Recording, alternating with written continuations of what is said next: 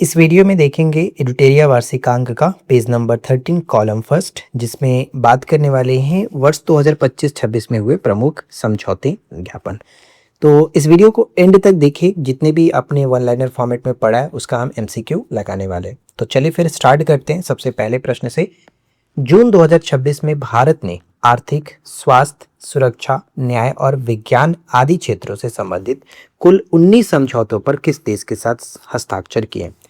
आपको 5 से 7 सेकंड का समय मिलेगा क्वेश्चन पढ़ने के बाद। फटाफट से आप आंसर सोच लीजिए, उसके बाद सही आंसर हम बताएंगे आपको। तो देखिए यहाँ पर हमारा करेक्ट आंसर होगा 19 समझौते किए हैं सेशेल्स के साथ। तो राइट आंसर फिलहाल ऑप्शन बी हो जाता है। भारत और सेशेल्स के बीच आर्थिक, स्वास्थ्य, सुरक्षा, न्याय और विज्ञान आदि के क्षेत्रों में कुल 19 समझौते किए गए। इस समझौते का उद्देश्य है दोनों देशों के बीच बहुआयामी द्विपक्षीय संबंधों को मजबूती प्रदान करना। राइट। अब यहाँ पर बात सेशेल्स की निकली है तो यहाँ से 2 प्रश्न आपसे डेफिनेटली पूछा जाएगा। जब भी किसी देश के बारे में बात करेंगे तो उनसे जुड़े जो कि उनकी राजधानी और साथ साथ उनकी मुद्रा, ये याद रखना। तो सेशेल्स की जो राजधानी होता है वो है आपका विक्टोरिया। ठीक है, विक्टोरिया। और अगर हम बात करें कि विक्टोरिया किस द्वीप पर है तो ये माहे द्वीप पर, याद रखिएगा। ठीक है, माहे द्वीप पर ऐसे पूछा जा सकता है। और साथ ही साथ अगर यहाँ की मुद्रा की बात करें तो यहाँ पर जो मुद्रा है इसका, ये याद रखना है, सेशेल्स रुपया होता है। ठीक है, सेशेल्स रुपया, सेशेल्स रुपया। तो ये 2 चीज़ तो खास करके किसी भी देश की जब हम बात करेंगे तो उनके याद रखना। राइट। चलिए फिलहाल बढ़ते हैं अगले सवाल पर। नेक्स्ट कह रहा है कि लेखा परीक्षा में सहयोग और वित्तीय प्रबंधन में मजबूती तथा पारदर्शिता लाने हेतु जून 2026 में भारत ने किस देश के साथ समझौता किया है? फटाफट क्वेश्चन पढ़ने के बाद आंसर को टिक करिए, बताइए कि सही आंसर क्या बनेगा। तो यहाँ पर हम कह सकते हैं कि लेखा परीक्षा में सहयोग और वित्तीय प्रबंधन में मजबूती और तथा पारदर्शिता लाने हेतु जो समझौता किया गया वो इजराइल के साथ किया गया। ठीक है, इजराइल यहाँ पर करेक्ट आंसर बन जाएगा, ये ध्यान में रखना। इस समझौते से वित्तीय नियंत्रण और सार्वजनिक लेखा प्रणाली अधिक प्रभावी बनेगी। अब यहाँ पर जब इजराइल की बात की है तो सबसे पहले कि इजराइल की जो राजधानी होती है वो याद रखना है यरूशलेम। ठीक है, यरूशलेम इसकी राजधानी होता है। और अगर मुद्रा की बात करें तो ये भी याद रखेंगे कि मुद्रा यहाँ की हो जाता है नई सेकल। ठीक है, सेकेल कह सकते हैं, नई सेकल। ये 2 चीज ध्यान रखेंगे। इसके बाद क्वेश्चन नंबर 3 कह रहा है कि जून 2026 में बिहार स्थित नालंदा विश्वविद्यालय और किस देश के शैक्षणिक संस्था के मध्य समझौता ज्ञापन पर हस्ताक्षर किया गया? तो आने वाले पेपर के लिए मोस्ट इंपॉर्टेंट रहेगा। तो यहाँ पर देखिए कि बिहार स्थित नालंदा विश्वविद्यालय ने किसके साथ समझौता किया है? तो मंगोलिया के साथ समझौता किया गया। राइट आंसर बी हो जाएगा। ठीक है, अब यहाँ पर थोड़ा सा ध्यान रखना है कि भारत और मंगोलिया के बीच जो बिहार के नालंदा विश्वविद्यालय और मंगोलिया की शैक्षणिक संस्था के मध्य सहयोग हेतु समझौता ज्ञापन पर हस्ताक्षर किया गया। इससे दोनों देशों के बीच प्राचीन ऐतिहासिक और सांस्कृतिक संबंधों को नया बढ़ावा मिलेगा। अब आपके लिए 2 प्रश्न मैं पूछता हूं कि फटाफट बताइए कि मंगोलिया की राजधानी और मुद्रा क्या होगा। देखते हैं कितने लोग सही आंसर करेंगे। क्वेश्चन नंबर 4, मई 2026 में गुजरात की महत्वाकांक्षी कल्पसर परियोजना। तो पहला प्रश्न तो यहाँ से मिल जाएगा कि कल्पसर परियोजना जो है वो गुजरात में स्थित है, पर तकनीकी सहयोग प्राप्त करने के लिए भारत ने किस देश के साथ समझौता किया? कल्पसर परियोजना पर तकनीकी सहयोग प्राप्त करने के लिए भारत ने किसके साथ समझौता किया है? तो राइट आंसर बन जाएगा नीदरलैंड। ठीक है, नीदरलैंड यहाँ पर करेक्ट आंसर बनेगा। ध्यान में रखिएगा कि गुजरात की महत्वाकांक्षी जो ये कल्पसर परियोजना है इस पर तकनीकी सहयोग हेतु ये समझौता किया गया और जल प्रबंधन तथा तटीय अवसंरचना के विकास में नीदरलैंड की विशेषज्ञता इस परियोजना में सहायता जो कि करेगी। अब यहाँ पर जब नीदरलैंड की बात कर रहे हैं तो इसकी राजधानी क्या होता है? तो इसकी जो राजधानी है वो हम याद रखेंगे एम्स्टर्डम। ठीक है, एम्स्टर्डम। और यहाँ की जो करेंसी है वो थोड़ा सा याद रखिएगा, करेंसी इंपॉर्टेंट है।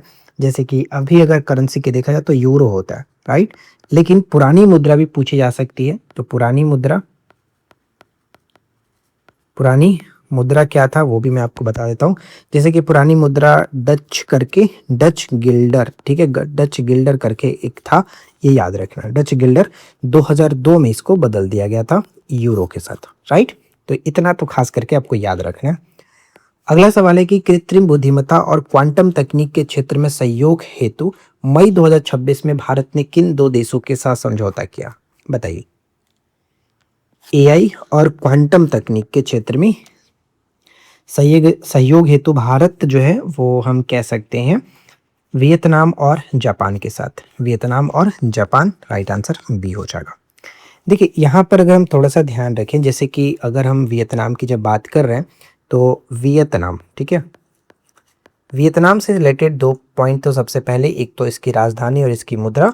तो इसकी राजधानी हो जाता है हनोई, ये इंपॉर्टेंट रहेगा, और इसकी जो मुद्रा हो जाता है वो है डोंग, वियतनामी डोंग होगा, ठीक है। अब जापान की जब बात करें तो जापान से दो चीज़, जहाँ पर इसकी जो राजधानी है वो टोक्यो, तो ये आपको याद होगा, और मुद्रा जो हो जाएगा वो है येन, जापानी येन। तो ये जो कि किसी भी देश की जब हम बात कर रहे हैं तो यहाँ पर थोड़ा सा याद रखेंगे, ठीक है। अच्छा, जापान से रिलेटेड एक चीज़ और इम्पॉर्टेंट है, क्योंकि यहाँ पर पहली महिला प्रधानमंत्री बनी है, ठीक है, महिला पीएम बनी है। उनका नाम क्या रहेगा? तो ये नाम आपको याद रखना है कि साइनी, ठीक है, सॉरी, सनाए तकाइची, ऐसे है, सनाए तकाइची, ठीक है, तकाइची यहाँ पर लिखता हूँ, तकाइचे, ठीक है, तकाइची याद रखिएगा। ये जापान की पहली महिला प्रधानमंत्री बनी है, इसलिए ये इंपॉर्टेंट पेपर में पूछा जा सकता है। नेक्स्ट आता है कि मई 2026 में दीर्घकालीन ऊर्जा साझेदारी स्थापित करने के उद्देश्य से भारत ने किस देश के साथ समझौता ज्ञापन पर हस्ताक्षर किया है? मतलब दीर्घकालीन ऊर्जा साझेदारी स्थापित करने के लिए जो समझौता हुआ है वो वेनेजुएला के साथ, ठीक है, वेनेजुएला के साथ। वेनेजुएला की राजधानी क्या होता है? कराकस, ठीक है, कराकस। साल्टो एंजिल तो आपको पता ही होगा, साल्टो एंजिल जलप्रपात यहीं पर है, कराकस। और इसकी जो मुद्रा होता है बोलीवर, ठीक है, बोलीवर, ये याद रखेगा। नेक्स्ट सवाल कह रहा है कि इसरो ने अपने आगामी शुक्र ग्रह के अध्ययन मिशन हेतु मई 2026 में किस देश के साथ समझौता ज्ञापन पर हस्ताक्षर किया? सबसे पहले चीज मैं आपको बता दूं कि जो शुक्र ग्रह ये जो मिशन है वो लॉन्च करने की जो बात की गई है वो करीब आपका मार्च 2028 में ऐसा बताया गया कि ये मिशन लॉन्च होगा, ठीक है। तो ये थोड़ा सा याद रखिएगा। और इसके अंतर्गत ध्यान रखिएगा कि इसरो ने जो समझौता किया है ये आपका स्वीडन हो जाएगा, ऑप्शन बी बिल्कुल करेक्ट आंसर है, ठीक है, स्वीडन के साथ। उद्देश्य जो होगा यह पेलोड शुक्र ग्रह के वायुमंडल और सौर हवाओं यानी प्लाज्मा के बीच की परस्पर क्रिया का अध्ययन करने के लिए इस मिशन को मार्च 2028 में लॉन्च किया जाएगा। जब बात यहाँ पे स्वीडन की कर रहे हैं तो इसकी जो राजधानी और मुद्रा की बात करें तो राजधानी तो स्टॉकहोम हो जाता है, स्टॉकहोम, और यहाँ की जो मुद्रा होगा वे हो जाएगा क्रोना, ठीक है, क्रोना। चलिए अगले सवाल पे आते हैं। मई 2026 में एलपीजी और रणनीतिक तेल भंडार के समझौते पर भारत ने किस सहयोगी देश के साथ हस्ताक्षर किया है? तो एलपीजी और रणनीतिक तेल भंडार के लिए अगर हम बात करें तो यहाँ पे कह सकते हैं भारत और यूएई के बीच, ठीक है, भारत और यूएई, ऑप्शन सी बिल्कुल सही आंसर हो जाएगा। भारत और मतलब भारत की ऊर्जा सुरक्षा को मजबूत करना और दीर्घकालिक एलपीजी और कच्चे तेल की आपूर्ति सुनिश्चित करने के उद्देश्य से इसका किया गया ये समझौता। साझेदार कंपनियों में बात करें तो भारतीय रणनीतिक पेट्रोलियम भंडार लिमिटेड और साथ ही साथ यहाँ पे कह सकते हैं इंडियन ऑयल कॉरपोरेशन और Abu Dhabi national oil company के बीच यह समझौता हुआ है, ठीक है। अगले सवाल पे आते हैं। नेक्स्ट कह रहा है कि अप्रैल 2026 में आर्टिफिशियल इंटेलिजेंस से चलने वाले स्मार्ट शहरों के विकास पर भारत और किस देश के साथ समझौता हुआ है? तो यहाँ पर हो जाएगा right answer option B Japan, ठीक है, जापान यहाँ पर कह सकते हैं बिल्कुल करेक्ट होगा। टोक्यो और एन तो आपको याद रखना है। नेक्स्ट है कि सूक्ष्म लघु और मध्यम उद्यम यानी एमएसएमई जो है क्षेत्रों को विकसित करने के लिए अप्रैल 2026 में भारत ने किस देश के साथ समझौता किया है? तो ये जो समझौता हुआ है भारत का वो भारत और दक्षिण कोरिया के बीच, ठीक है, दक्षिण कोरिया के बीच, ऑप्शन ए होगा। मतलब अप्रैल 2026 में भारत और दक्षिण कोरिया ने एमएसएमई क्षेत्रों को विकसित करने के लिए द्विपक्षीय समझौता किया और इसका उद्देश्य है कि छोटे उद्योगों को तकनीकी हस्तांतरण, वित्तीय सहायता और जो वैश्विक बाजार तक पहुंच प्रदान करना है। और इसका उद्देश्य होगा कि दोनों देशों के छोटे व्यवसायों और उद्यमों के बीच तकनीकी सहयोग के साथ साथ सूचना का आदान प्रदान और व्यापार को बढ़ावा देने से उद्देश्य होगा, ठीक है। दक्षिण कोरिया की जब बात कर रहे हैं तो यहाँ पर इसकी जो राजधानी होगा वो सियोल याद रखेंगे, बहुत बार पेपर में पूछा गया सियोल। और यहाँ की जो मुद्रा होगी वो याद रखेंगे, जैसे कि यहाँ की मुद्रा है वॉन, ठीक है, वॉन, ये इंपॉर्टेंट होगा। चलिए नेक्स्ट सवाल आता है कि मार्च 2026 में नवीकरणीय ऊर्जा, यूरेनियम आपूर्ति एवं अन्य खनिज किस क्षेत्र में समझौता ज्ञापन पर भारत ने किस देश के साथ हस्ताक्षर किया है? तो राइट आंसर क्या बनेगा? भारत ने यहाँ पर कनाडा के साथ समझौता किया, राइट आंसर बी होगा।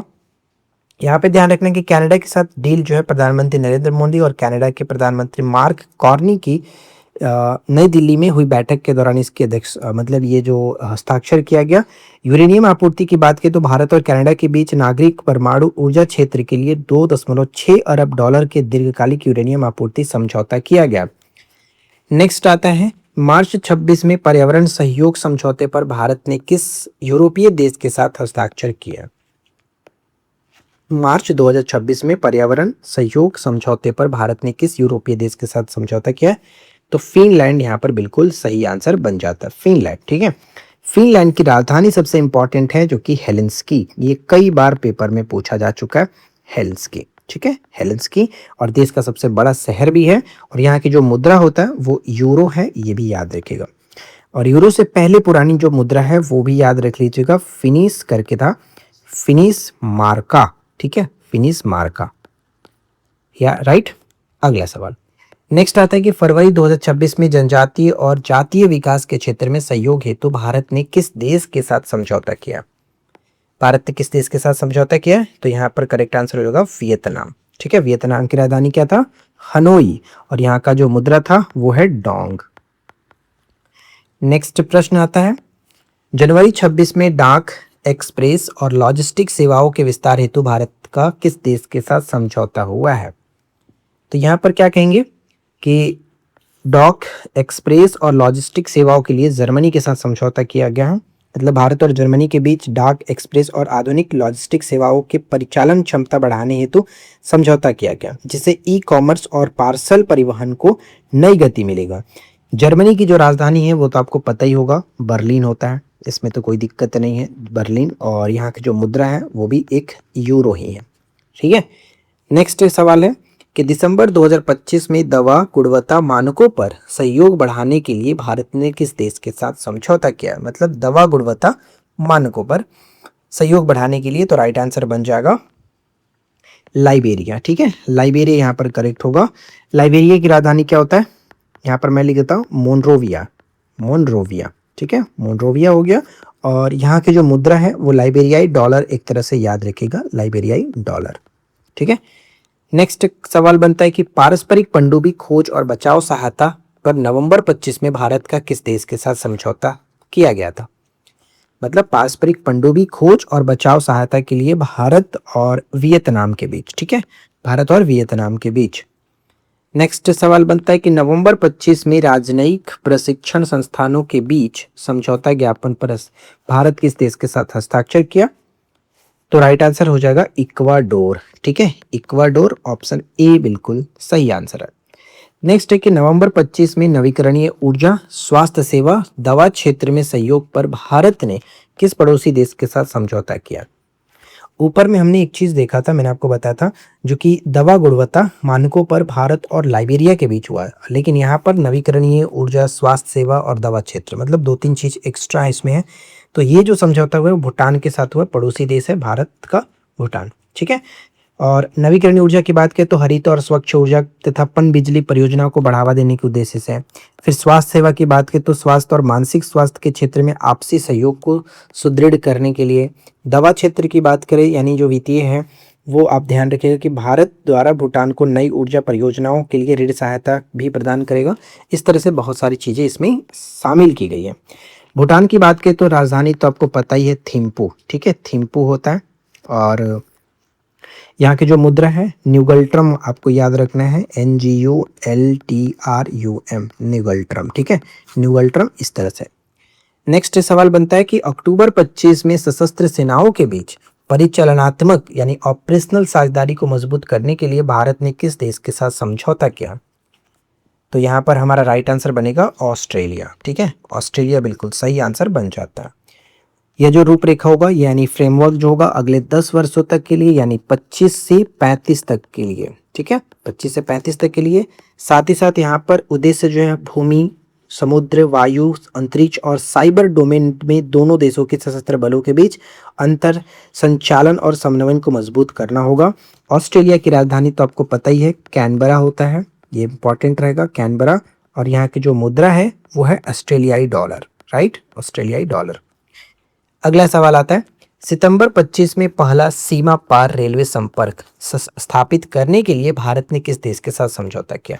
मतलब सीमा पार रेलवे संपर्क स्थापित करने के लिए भारत और भूटान के बीच ये समझौता हुआ है। ऑप्शन सी हो जाएगा। भारत और भूटान के बीच पहला सीमा पार रेलवे संपर्क स्थापित करने हेतु ऐतिहासिक समझौता संपन्न हुआ, जो दोनों देशों के बीच व्यापार, पर्यटन और खास करके कह सकते हैं जन जन के जुड़ाव को आसान बनाएगा। राइट आंसर सी हो जाता है। ठीक है, थिम्पू और न्यूगल्ट्रम ये दो याद रखेंगे। तो कुल मिलाकर आज के इस वीडियो में इतना ही। उम्मीद है वीडियो हेल्पफुल लगा होगा। Thank you so much.